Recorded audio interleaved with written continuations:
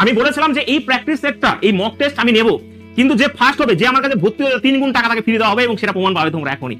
First হয়েছে কে দেখো ভালো করে বলছো, এখানে তাপস সরকার, ভাই কংগ্রাচুলেশন। এখানে যদি অতই ইজি থাকতো তাহলে 25 এর মধ্যে অন্যান্য জায়গায় 80-83 পাচ্ছে, এখানে 73 নম্বর অবশ্যই আসতো না, এটা হচ্ছে হাইয়েস্ট মার্কস 73। এখানে তাপস সরকার কি রয়েছে?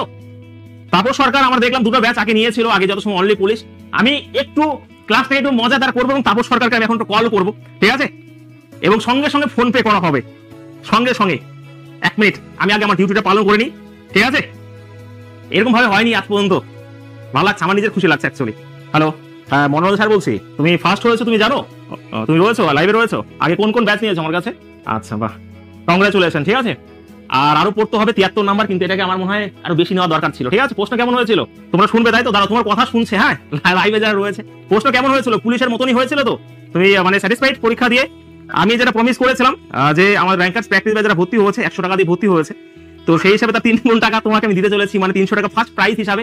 এটা টাকা হিসাবে কখনো নিও না, এটাকে একটা উপহার হিসাবে নিও, ঠিক আছে? এবং আশীর্বাদ স্বরূপই নিও এটা। 1 মিনিট দাঁড়াও, তারপর ফোনটা কেটো, টাকা ভাই ঢুকবে, তারপরে ফোন কেটো, ঠিক আছে? দেখো তোমার অ্যাকাউন্টে হয়তো 300 টাকা চলে গেছে, হ্যাঁ।